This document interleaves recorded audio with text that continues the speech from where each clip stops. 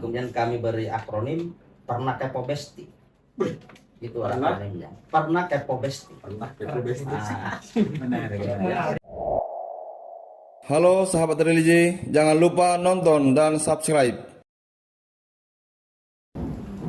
Penghulu sebagai yang saat ini sebagai pelaksana kepala kantor urusan agama tentu memiliki peran yang sangat vital dalam menggambarkan, dalam mengejawantahkan peran Kementerian Agama di Indonesia. Hadir di tengah kita bersama-sama saat ini adalah Bapak Penghulu sekaligus Kepala Kantor Urusan Agama Kecamatan Kolono. Kita beri aplaus. Assalamualaikum Pak Penghulu atau Pak Kawo ini? Bisa dua-duanya. Atau Pak Sabar? Boleh. Berarti Bapak itu termasuk orang yang sabar ya? Insya Allah. Karena sabar adalah Dekat-dekat.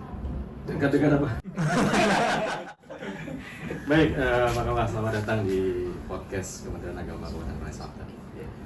Ini adalah episode ketiga ya teman-teman ya? Iya. Episode ketiga. Memang kita sengaja mendatangkan Bapak jauh-jauh dari Kecamatan Kolono, Kabupaten Selatan. Mungkin tadi sempat hujanan Pak ya? Ya, Deras nggak di Kolono Pak? lumayan. Lumayan deras atau lumayan enggak? Deras memang dari sekolah tadi. Pak KUA, ini KUA Kolono itu cukup hype di mata teman-teman karena memang dari segi inovasi itu cukup menonjol. Mungkin bisa dijelaskan Pak, inovasi seperti apa sih yang ada di KUA Kecamatan Kolono? Monggo. Ya, makasih atas kesempatan yang diberikan. Ini adalah keistimewaan buat saya sendiri secara pribadi karena 4 hari ini diberi kesempatan untuk bicara di sini berkaitan tentang beberapa inovasi layanan yang kami laksanakan di kantor gua Kecamatan Kolono. Yang pertama itu mengawali aktivitas dengan sholat duha. Ini Jam berapa itu Pak? ya sekitar jam-jam begitu masuk kantor, sekitar jam setelah apel, sekitar jam 8 gitu. Jam 8. Jadi ini memang diwajibkan bagi pegawai atau penyuluh di kantor Kecamatan Kolono dan juga bagi masyarakat yang ingin mendapatkan layanan. Artinya kami tidak langsung mewajibkan kepada masyarakat, tapi kami harus memberikan contoh. Itu titik poinnya di situ. Kemudian yang kedua, kami juga ada namanya buku tamu digital. Oke. Tentang sholat duha misalnya Ya. Pak ya. Sholat duha itu kan sudah masuk pada jam pelayanan. Bagaimana caranya pada saat misalnya sholat duha itu berjamaah atau enggak? Dikondisikan karena kan biasanya kalau kami di KUA ini kan kebetulan yang apalagi yang PNS di sini kan hanya ada 2 orang. Saya sendiri dengan ada 1 penyuluh ke-3K. Kemudian ditambah dengan sekarang ini 7 pemulung. Tadinya 8 tapi 1 orang mundurkan diri karena dia menjadi salah satu calon legislatif kemarin. Jadi ketika kemudian pas hari Senin, kan biasanya wajib kan datangnya itu hari Senin. Kenapa hari Senin? Kan apel. Hari Senin dengan hari Kamis. Kenapa hari Kamis? Karena di situ juga ada zikir bersama dengan via Zoom di Kampet. Makanya ketika kemudian hari Senin dan Kamis itu kami lakukan apalagi namanya jamaah. Tapi kalau hari-hari lainnya itu tidak. Jadi saya coba ingin bangun kebiasaan ini, penyuluh itu dia laksanakan sendiri. Artinya yang kami inginkan sebenarnya jangan sampai terkesan penyuluh hanya bisa menyuruh saja sholat duha, sementara dia sendiri tidak laksanakan. Itu kan tidak bagus. Tapi Ya. banyak kejadian itu Pak, orang pintar berteori, Ya, dia tidak pernah praktekkan. nah, Jadi pandai menggurui tapi dia tidak menjalankan. justru itu yang masalah. Itu artinya berarti KUA Kolono sudah menunjukkan bahwa penyuluh selain dia menyuluh, selain dia istilahnya mengajarkan untuk melakukan ibadah-ibadah yang baik, tapi dia juga harus menjalankan. Ya. Oke, Kemudian yang kedua Pak, Kami saya minta maaf ya. Pak Sahabat mungkin bisa agak maju lagi dikit. Ini ya. Ya, supaya suaranya kedengar nanti. Nggak Bisa. kedengar, ya. Oke, yang kedua tadi Yang tentang kedua- digitalisasi. Silakan. Kami ada namanya buku tamu digital. Artinya setiap tamu yang ingin mendapatkan layanan di KUA terlebih dahulu mengakses barcode buku tamu yang kami sudah siapkan. Baru kemudian setelah itu baru dilayani. Itu yang kedua. Yang ketiga, ada juga yang namanya WA Autorespon. WA Autorespon ini sebenarnya info layanan online KUA. Jadi informasi tentang apa saja yang ada di pelayanan apa saja yang ada di kantor KUA Kecamatan Polomo itu sebenarnya kalau hanya masyarakat ingin tahu saja apa layanan di situ, itu tidak perlu datang di kantor, cukup mengakses WA ya Autorespon itu secara otomatis. Nanti tinggal kita tulis kata kuncinya Assalamualaikum, secara otomatis nanti akan terjawab selamat datang di pelayanan kantor Kecamatan Polomo. Itu 24 jam nggak Pak? 24 jam karena ini kan 24 jam. apalagi namanya sistem kan. Jadi kami Oh, bukan kami yang auto reply seperti itu. betul. Artinya kalau misalnya memang ada sesuatu yang urgent Pak, karena kan permasalahan seputaran KUA juga itu kan permasalahan seputaran rumah tangga itu kebanyakan juga masyarakat tuh larinya KUA. Ya. Karena dianggap bahwa KUA atau Pak Penghulu atau Pak Penyuluh itu dianggap orang yang cukup tahu atau dituakan. Gitu. Artinya kalau misalnya ada masalah rumah tangga tiba-tiba tengah malam, artinya berarti KUA Polono itu juga siap respon. Ya, siap. Contohnya di KUA Polono ini dia siap 24 jam dan untuk melayani dengan santun dan dengan adab. Oke. Itu tentang layanan WhatsApp ya Pak, 24 jam. Sekarang saya tanya Pak, untuk WhatsApp itu sendiri itu apakah efektif? Jadi sekali lagi saya luruskan ya Mas. Artinya ini kan kalau yang di WA Autorespon itu hanya berkaitan tentang informasi layanan. Jadi kalau ada yang umpamanya untuk konsultasi atau ada yang secara urgent harus ada yang dia tanyakan, itu bisa dihubungi langsung di nomor WA Pribadi. Jadi Oke. tidak masalah biar jam 12 tidak ada masalah karena kalaupun ada yang disampaikan artinya itu sudah resiko kami sebagai penghulu yang Oke. biar tidak ada jam, walaupun jam berkantor kan sampai jam 16 kan, tapi kadang-kala itu kan ada yang konsultasi sampai jam 11. Tidak mungkin, kami tidak pernah off kan untuk kemudian HP, tetap kami on kan karena itu tadi siapa tahu ada informasi yang harus kami berikan penjelasan ya. Jadi itu tadi yang sampai gambarkan tentang Autorespon itu hanya menu layanan. Kita coba ini Pak. Pengen nanya soal kawin-mawin, soal pernikahan. Hari ini kan mungkin masih banyak masyarakat yang belum paham tentang pernikahan, aturan pernikahan, undang-undang pernikahan dan sebagainya. Beberapa hari lalu ada yang sempat kawan nanyakan begitu. Misalnya kan saat ini ya kita harus akui masih banyak terjadi praktek pernikahan di bawah umur ya Pak ya, di bawah 19 tahun ya Pak ya. Apakah pernikahan itu ya kalau secara agama mungkin halal Pak ya, tapi secara negara kan itu menyalahi. Nah, bagaimana sikap Bapak sebagai kepala KUA yang membawahi juga para penyuluh ya Pak ya, di tingkat kecamatan terhadap fenomena tersebut? Ya, jadi memang ini fenomena yang di masyarakat ya hampir secara umum di Indonesia. Mulai kita di Konawe Selatan ini bukan hanya di Kecamatan Polomo, hampir semua kecamatan ini jadi permasalahan kita, menjadi keprihatinan kita tentang pernikahan dini menjadi masalah. Makanya salah satu kemudian inovasi yang kemudian kami lakukan ini, kami adakan apalagi namanya semacam kerjasama dengan tokoh adat dalam pengawasan pernikahan yang sesuai dengan undang-undang perkawinan dan syariat Islam. Kenapa kemudian kami mengadakan ini kerjasama dengan tokoh adat? Karena masyarakat kita ini masyarakat kultural. Kalau pendekatan budaya, pendekatan adat, apalagi tokoh adat yang menyampaikan, itu menurut kami itu akan lebih efektif. Sehingga ini kami coba bangun komunikasi, walaupun memang kami sadari ini kan kalau seandainya kita kita andaikan seperti ini, penyakit ini kan sudah stadium 4 Akut ya? ya, akut sekali. Jadi memang prosesnya tidak mungkin simsalabim, itu butuh proses yang harus kita lakukan, makanya kami melakukan itu. Kemudian yang kedua juga pernikahan dini ini kan bukan hanya murni kesalahan dari anak, hemat saya. Itu juga ada keterlibatan orang tua di situ.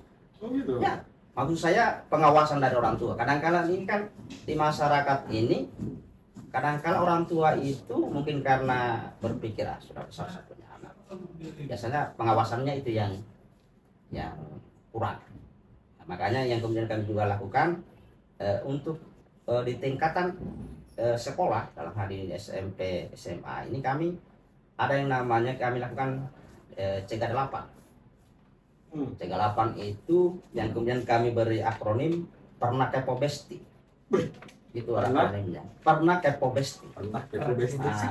Menarik. Pernya Apa itu kepanjangan itu? Pernah Kepo Besti itu kalau pernya itu kan pergaulan bebas. Oke. Nanya itu narkoba. Pernah. Hanya hamil sebelum nikah. Pernah. Nah, kepo itu pernah apalagi namanya itu kepo, kayaknya itu kenakalan remaja. Po-nya itu pornografi. Pernah kepo besti. Apalagi B-nya itu berita hoax. S-nya itu stunting dan intoleransi. Ya, ini kami sudah lakukan 2023. Alhamdulillah sebelum keluar itu edaran Menteri Agama 2024 yang edaran nomor 2 itu kami sudah, alhamdulillah kami sudah berupaya sesuai kemampuan kami dilakukan seperti itu. Jadi itu terus menerus ya Pak, yang digalakan itu seruan-seruan Pernah Kepo Besti itu sudah Kami lakukan di SMP, SMA Kecamatan Pelonok Timur. Alhamdulillah kami sudah kami sudah lakukan itu. Menarik Pak, tadi tentang kesalahan orang tua ya Pak. Tadi Bapak sampaikan kan Sebenarnya bukan kesalahan, artinya tanggung jawab. Kan kadangkala ini kan biasa kita merasa bahwa ketika ada pernikahan dini yang salah itu anaknya. Kan? Yang selalunya gara-gara anaknya ini yang tidak bisa, apalagi namanya tidak bisa kontrol diri. Nah, yang saya maksudkan bukan salah orang tua, maksud saya apalagi namanya pernikahan dini ini memang perlu keterlibatan semua lini. Tokoh masyarakat, orang tua. tapi kan gini, masih banyak prakteknya. Ya. Yang terjadi itu justru malah orang tua yang malah menjodohkan anaknya. Belum sampai usia 19 tahun, tapi sudah nih kau kawin saja gitu kan. Nah, itu gimana, Pak? Orang tua harusnya kan justru malah ngajarin anaknya supaya ya paling nggak atau sesuai dengan aturan. Makanya tadi saya sampaikan sebelumnya kami juga adakan pendekatan itu lewat kerjasama dengan tokoh adat. Nah, itu tadi. Memang kadang-kala di budaya masyarakat ada budaya jodoh menjodohkan. Tapi dengan seiring dengan perkembangan zaman itu sudah mulai hilang juga. Seperti itu. Keren ya, Pernah Kepo Besti. Pernah kepo besti. Nggak pernah kepo Besti. Pernah kepo Besti, tapi keren Pak. Iya. Jadi itu tagline-nya Kawakolono ya Pak ya? Ya, salah satu yang kami nikah. Kemudian ini Pak, Kementerian Agama itu kantor urusan agama itu dianggap saat ini kan hanya mengurusi soal bukan kantor urusan agama tapi kantor urusan asmara karena hanya sekedar mengurusin pernikahan. Rencananya Pak Menteri Gusmen itu kan ingin menjadikan kantor urusan agama itu menjadi kantor urusan semua agama. Ya kan, yang kita bisa memayungi semua agama, melakukan pelayanan terhadap seluruh pelayanan agama yang ada di kecamatan. Menurut Bapak gimana? Saya kira dengan adanya kebijakan itu kami dari KUA ini sebagai yang paling di depan, apa yang kemudian menjadi program Menteri Agama kami siap laksanakan. Agak maju Pak. Kami siap karena menurut kami itu tidak ada masalah, kan ini kan apalagi namanya, paling tidak memang kan sesuai dengan namanya memang kantor usaha agama ya, yang apa namanya yang kemudian bisa saja untuk mendapatkan memfasilitasi ya, sekali lagi bukan melaksanakan. Jadi kan kadang-kadang di masyarakat ini kan salah paham, masa penghulu yang akan menikahkan yang pemain Kristen kan tidak mungkin lah. Hanya mungkin memfasilitasi tempat atau apalah untuk kemudian nanti memudahkan akses supaya paling tidak yang merasa minoritas itu merasa juga bagian dari kita. Saya kira menarik itu apa yang disampaikan oleh Usman berkaitan dengan itu.